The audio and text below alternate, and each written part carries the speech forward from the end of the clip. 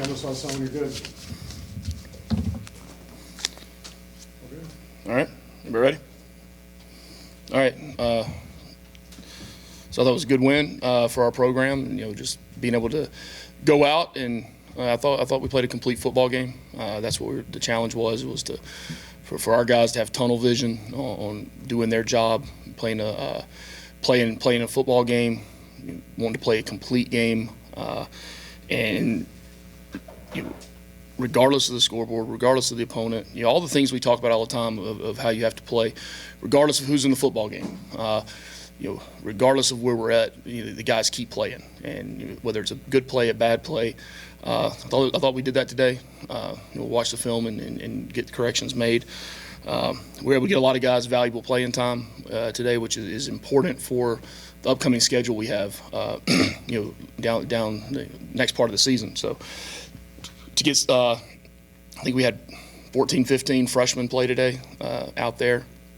You know, we had some redshirt freshmen. We were able to get out there for some first real extended playing time.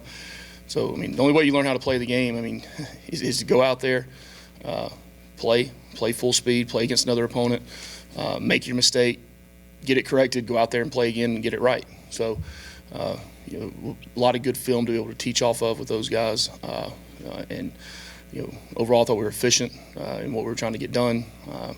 You know, offensively, we had the first drive that was, you know, we got pinned back there on a really good punt by the other team, by VMI, and you know, had a negative play to start out. So we're kind of behind the 8 ball. But then from then on, I thought first half, I thought Haynes did a good job managing the football game. Then the second half, we were able to get Zach in. Zach did a really good job. You know, played a little bit in the first half and some of the situational things that he does. But you know, I think you're seeing what Zach was doing all preseason camp as well, and then to get Philo in and the experience with him and Brody, that was pretty uplifting for the whole sideline to see Brody in there and making plays and doing things. And so all in all, you know, anytime you can play a lot of guys, get a clean win, come out injury free, you know, it's a positive. So with that, open for any questions. Questions?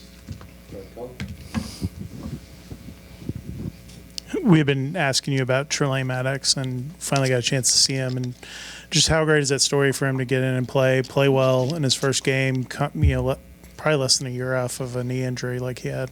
Yeah, we've been waiting on the time for him to be right. You know, he's been cleared for a couple of weeks from the medical standpoint, but with those types of things, it's the mental standpoint where they have to be ready to go. And I think it was last week and a half ago, whatever it was, when he said, you know, I'm ready, and we were waiting for the time to be able to get him in, and you know, he went in the second series, was able to get carries. You could see still a little tentativeness in him as he's going through there, but I think you saw what we've been seeing also in the fact that he falls forward, he gets positive yardage, he's a big back, and he's only going to get better and better as he gets more reps. Okay. Coach, kind of on the same note, Sylvain, he got in and got a sack today, first sack since before his knee injury. What can you say about him and his progression? Yeah, you know, anytime you have those types of injuries, you know, as hard as they work to come back from them, and then once they finally get back and they are playing, you start to see that a little bit. You see the ups and downs, and you know, they're fine, but there's a lot of scar tissue and those things, and that you know, you have to break up. And he's just kind of been steady, you know, and to see him be able to make a big play today, you know, really just over a year out from his injury. Again, he's somebody that everyone on the team loves. He's been here a long time. So to see him be able to go, and look, credit to the training staff and then the weight room and those guys that have really rehabbed those guys for the last year, you know, from their injuries, and to have those guys be able to come back and play in a football game.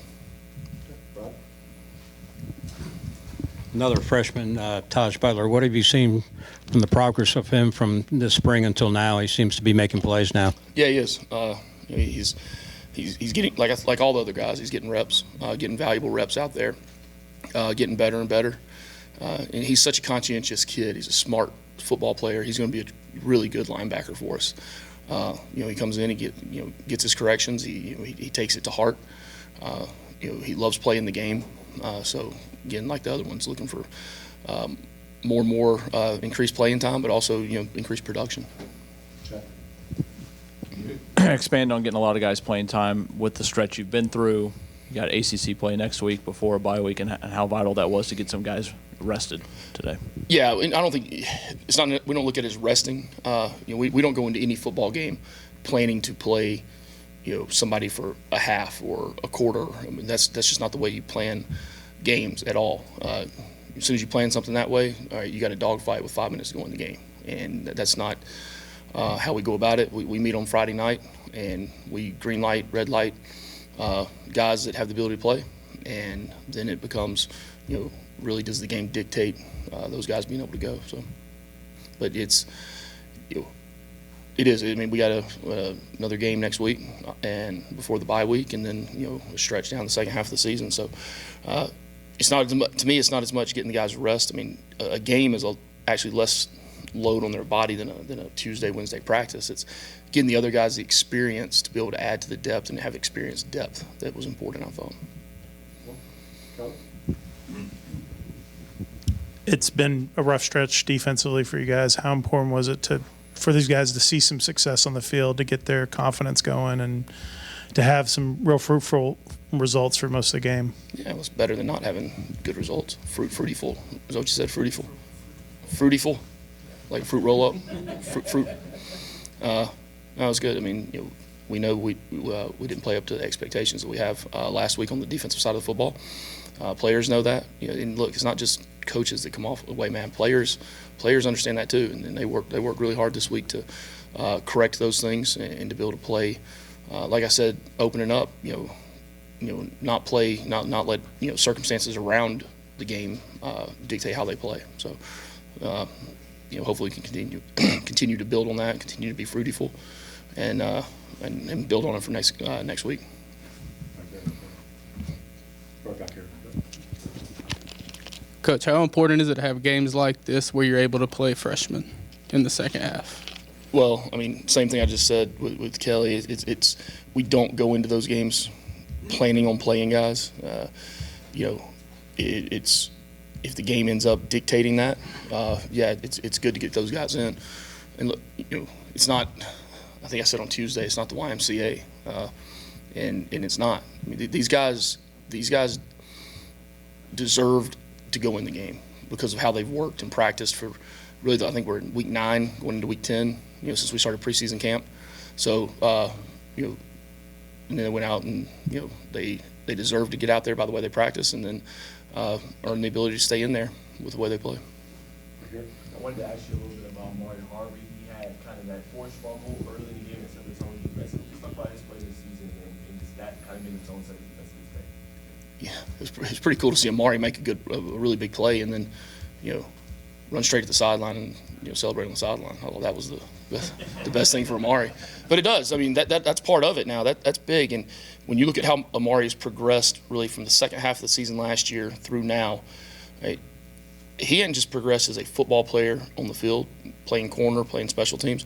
He's progressed from a mental standpoint of how he goes about his business, understanding that he has a job to do and he does his job and have fun with his teammates. And I just told him as I was walking over here, I whispered in his ear and just told him, I'm really proud of him. Really, really proud of Amari. And look, there's a lot of good football players that some of them you're proud of, some of them you aren't proud of at times. But I'm proud of Amari because the things he's doing outside of the whistle are allowing him to be more productive during the whistle. Brent? Early on, you talked about Haynes and the way that he was able to manage the offense really well. How much was today an example of how comfortable he's become in this offense and just how much he's grown over the last few years? Yeah, look at it. What was he?